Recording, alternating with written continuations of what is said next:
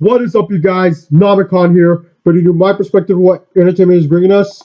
And today we will be talking about the Wonder Years' fourth studio album, The Greatest Generation. Released on May 14th, 2013, it has received critical acclaim with critics saying that it is fast, it's honest, and it'll probably make you cry.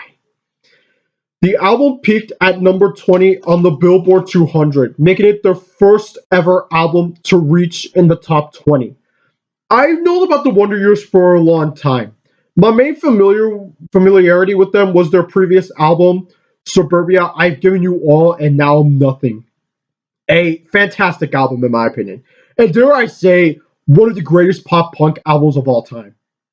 I think over time I started to branch out towards more of their albums like No Closer to Heaven, Sister Cities, and the album we will be talking about, The Greatest Generation.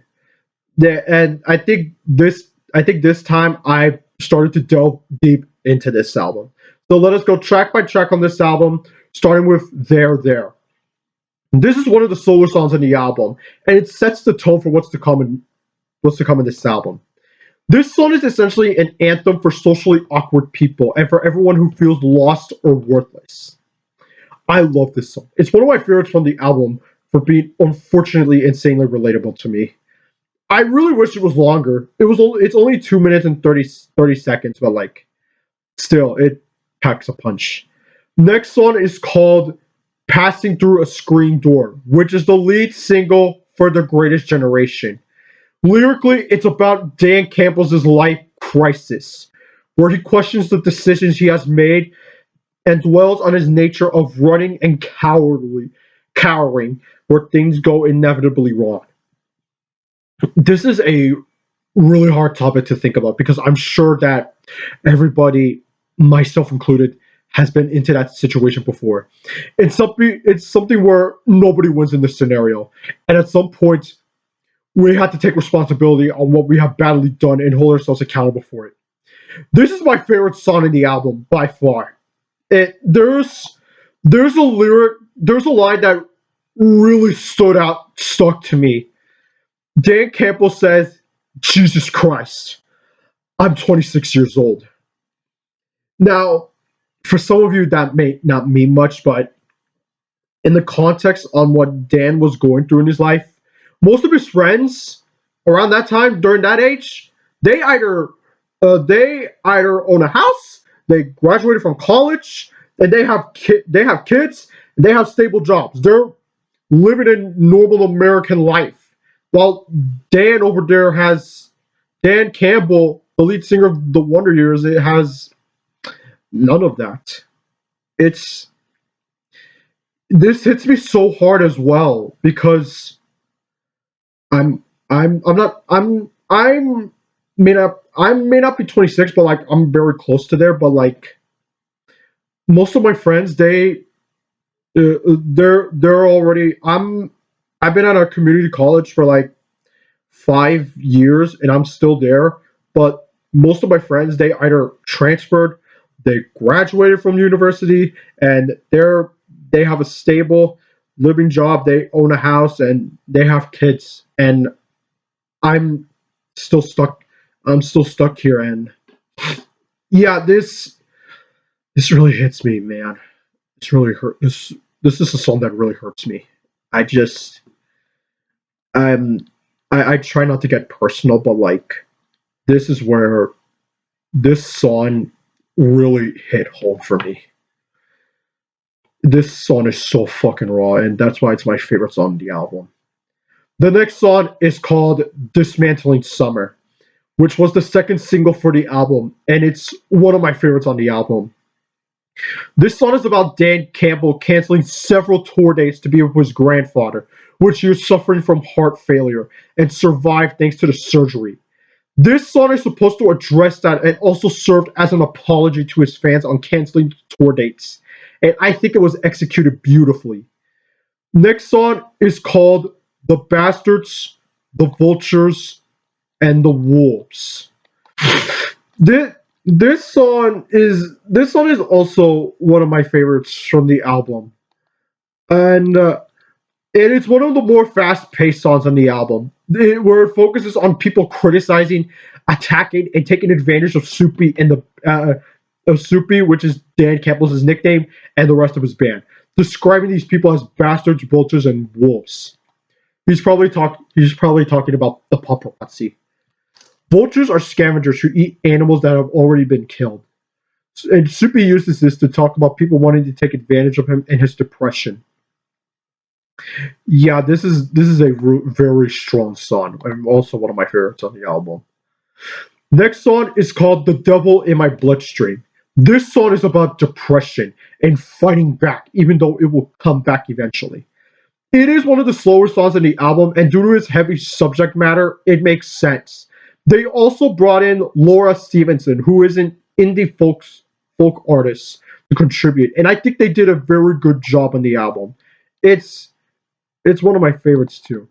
Next song is called "Teenage Parents." This this this album was produced by Steve Evans, who also produced Suburbia, the band's previous album. This dude produced several punk rock albums, so he was the right man for the job for the Wonder Years, as he understood them. The next song is called Chaser, which is more of a faster paced song. And it's more of about them, and it's more of about chasing their. It's more of about chasing people's dream. It's more about chasing people's dreams, even though they may not be your ideal dreams. But like, it's it's such a great song.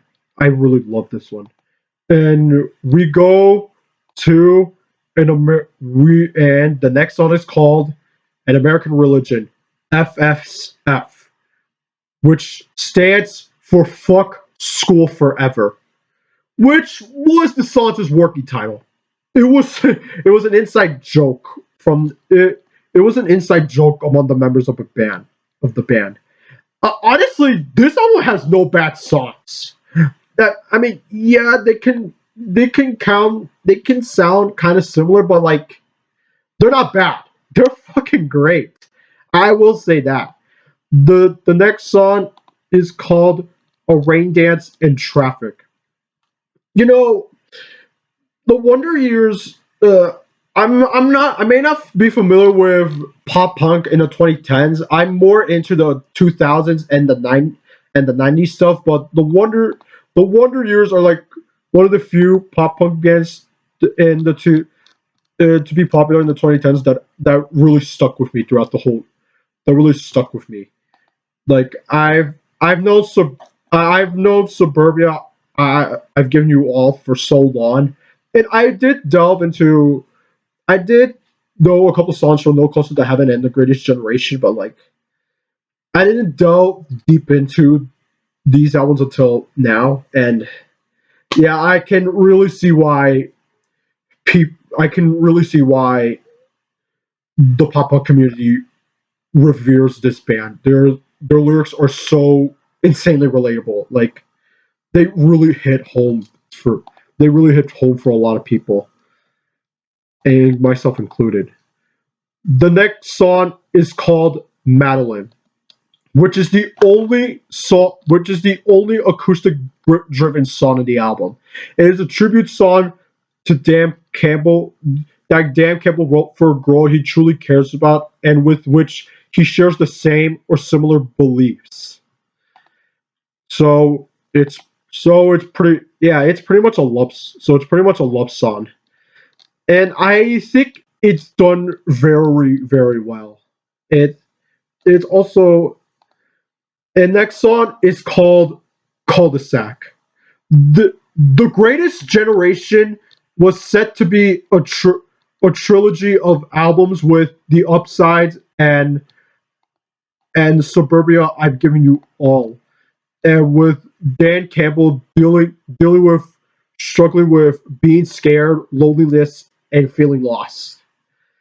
And they did tackle that in No Closer to Heaven, but I think with that one, Dan Campbell was trying to make like fictional stories from what he said, which is not bad per se.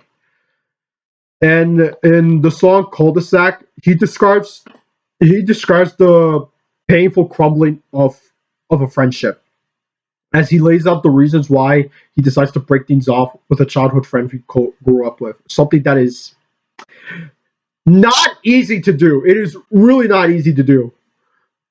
And a cul-de-sac is another word for dead end. Dan tried everything to do to salvage the friendship, but he has to run out of options.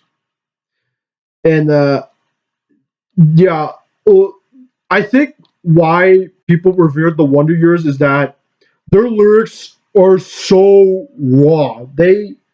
And the way Dan Campbell sings is also very raw too. It's not squeaky clean. It's you can hear you can hear him struggling to sing, which makes this band more a lot more stand out compared to its contemporaries.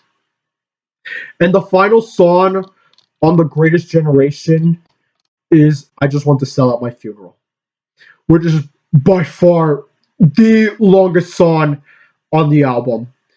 And the title and it uses and the title comes from a line Dan Campbell came up when he attended his great grandfather's funeral back in 2009. And its bridge uses lyrics from previous songs to reflect on the album's main ideas. And I think it is done so beautifully. And I honestly, the Greatest Generation, I may have only heard two full-length albums from the Wonder Years, but so far, the Greatest Generation is by far my favorite. By far my favorite album from the band. It is fucking perfect. It's a masterpiece. There's no bad songs. Production is fantastic. The lyrics are gut wrenchingly so relatable, and the way Dan Campbell sings is I can't think of any other way that he can sing. It's not squeaky clean, but like that is the whole point because Dan is literally struggling with loneliness and battling with depression. And I think all of his songs are so good, especially Passing Through a Scream Door, which really hits me home. It made me think of what I'm currently going through in my personal life.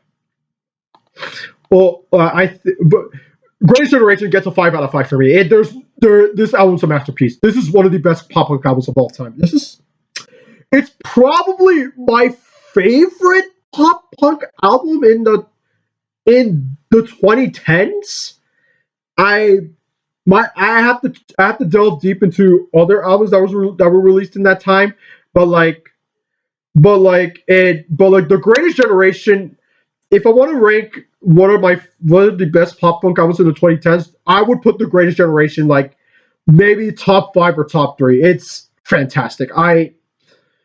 This is an album that I highly recommend. This album's a masterpiece. This album is one of the best pop punk albums of all time. It's a 5 out of 5 ranking. It's absolutely perfect, no flaws whatsoever.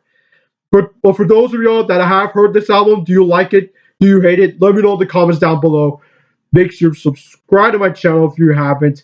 And it man the link to my letterbox, Instagram, and backlog is in the description down below. And join my Discord. The Damage Incorporated is an entertainment server is in the description down below. This is Navikan, and if you're battling all what Dan Campbell's going through, please hang in there. You're not alone. See ya.